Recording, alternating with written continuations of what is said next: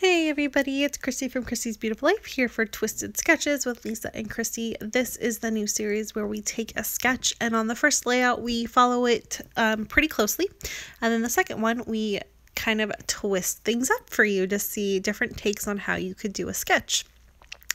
For this one, I am going to go ahead and kind of play. You can see I've kind of picked all of my pattern papers and laid them out as if I was doing the sketch normally. And then I'm just going to cut it right in half here, and I'm going to place them so they're the mirror image of themselves.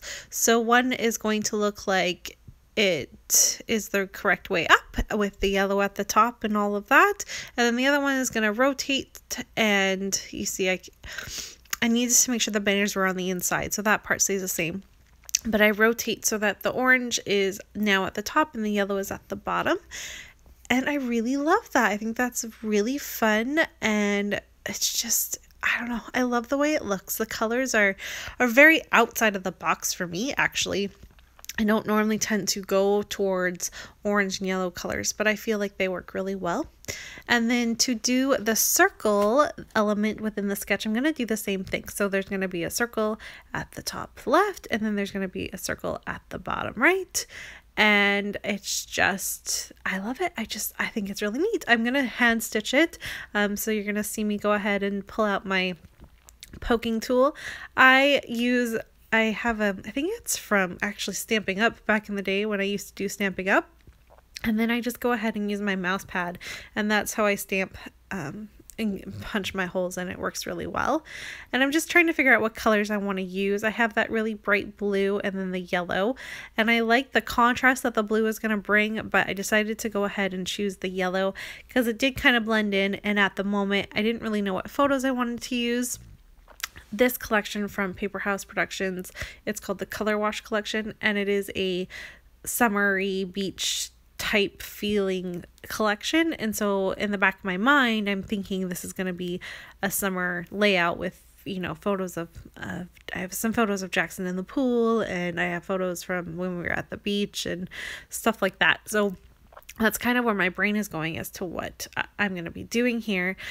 But once I get it all kind of laid out, you're going to see I actually picked some different photos here. So while I'm doing this and I was stitching, I realized that I might have a little too much pattern paper going on too far into the center, and I really wanted to be able to highlight the mirror image of what I was doing. So I'm just going to go ahead and move everything off just a little bit. So I think I add 1.5 inches to each side of that bottom pattern paper there, which means I cut off about 2 inches to 1.5 inches on each side as well. That way I can add in the banners. They kind of go together, but they're not touching so much. And again, at this moment, I wasn't exactly sure if I was going to follow the sketch as to where my photos were going to go, like they would in the sketch, original sketch, or if I was going to center them into the middle. So I'm not really sure at exactly what my plan is, but I knew I wanted to just kind of trim it all off. So you can see me kind of doing that there, lining everything up. Then I place the banners and I cut them and I place them down, and I do all the same thing. So this does take me a little bit of time to do the math and figure it out. And in the end, one section of banner sticks out farther than the other one, but I'm okay with that. That doesn't bother me. I don't always need everything to be perfectly measured and everything be the same dimensions and sizes and stuff like that. This is what I like about doing homemade and handmade creations, and this is why I'm a paper scrapper. I can never be digital, because I like the imperfections, and it is imperfect because of the fact that they're different sizes. So here I go now trying to figure out which photos I want to use. I have these cute photos from the beach. This was before Nora was even born. But the problem is this was a very gray kind of overcast day, whereas my papers are bright and vibrant. And because of the orange, it did make me think about bringing in these Halloween photos. So it's of my kids carving the pumpkins. Jackson carved his own pumpkin, and then we did a family pumpkin, and then there's Nora's little baby pumpkin that wasn't carved.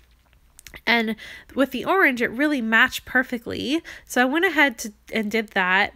And Jackson has a blue shirt. So I switched out some of that stitching and turned it back to that bright blue that I had originally thought about. So yes, I undid what I did. It didn't take me very long. That's not a lot of stitching to do, so about 20 minutes maybe.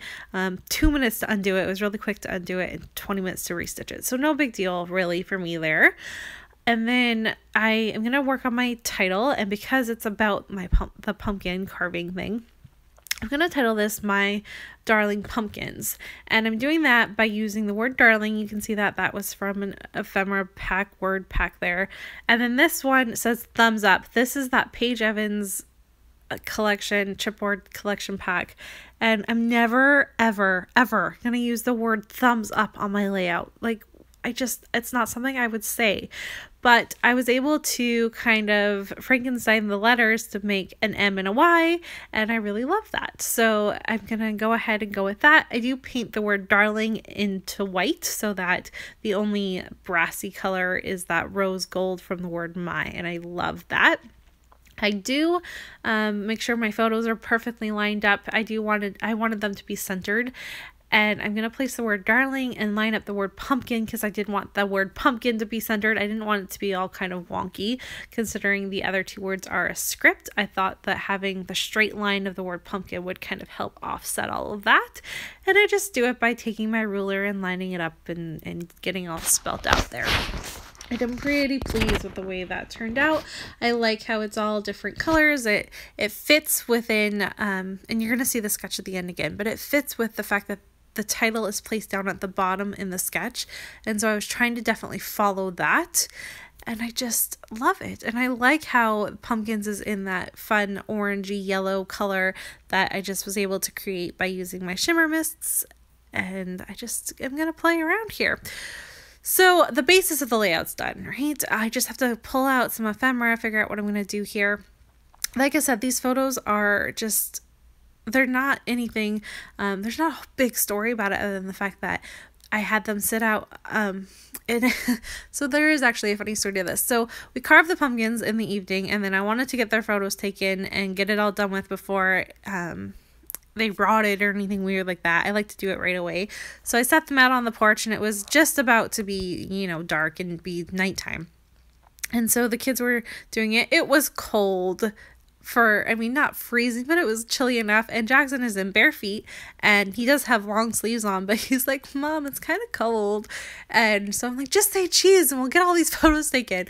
I'm telling you, I took about 20 to 30, maybe even 50 photos of my kids, and he was such a good sport about it. The hardest part was getting Nora to look at the camera and just make it all work, and not have Jackson trying to move the pumpkins around. But I got these two photos, each of them really cute. I have one of them together as well, but I love them. I just think they're fun and playful. We're sitting on the steps of our place, and I like the wood that it shows. It's very light. It almost looks whitewashed, but it's just because it's so weathered. So I really love that. I think it's fun and playful, and they're just adorable. So I thought it was going to work. And then I will have another layout down the road about actually carving them, and because this was the first time Jackson got to use the knife and actually carve, and I have a photo of him doing that. So I'll talk about that in another layout, and instead just kind of have this one be about how adorable my kids are. I figure that'll work there. And I think what'll end up happening, I haven't done it yet, but I'm going to put my journaling in that top where you see I'm putting that teal doesn't match, so I have to take it away. But my journaling will go there in the blue circle. And I am trying to find a pumpkin. I was trying to, it's about my pumpkins or my kids, and I'm saying the word pumpkin, so I needed to have a pumpkin in there. I can't make it work for the life of me. I tried every single pumpkin I own, and none of it works. So I'm just going to let it be. There's going to be that butterfly instead. Butterflies can replace pumpkins, right? That totally works. I don't know. Whatever. There is a simplicity to this layout, even though it's kind of busy with the way that I've placed it, but I really like it. And so I hope this kind of gives you an idea of how you can take a sketch and completely change it, but yet it being based off of that sketch, and you don't have to follow it exactly. If you have that type of creative mind that can take the pieces from the sketch and rearrange them into something else, do it, play with it, have fun, twist up these sketches. That's why people have created them, is for you to be inspired in any way to use them. So I hope you will do that. Also, please make sure you head on over and check out Lisa's take for her sketch. I know she was really excited with the way her layout turned out. It's adorable. So please go give her some love and subscribe to her channel if you haven't yet. I know she's reaching pretty close up to, I think 2,000, I don't know, she's close to 2,000 maybe. She's getting up there. Her channel's fantastic, so make sure you go head on over there, and I hope you enjoyed this episode. We'll be back next month with a new sketch, and I hope you've enjoyed our new series that we've started for you. There's a look at the original sketch one more time and my take on being able to cut it in half and then do a mirror image. Have a great day, everyone, and I'll see you soon. Bye.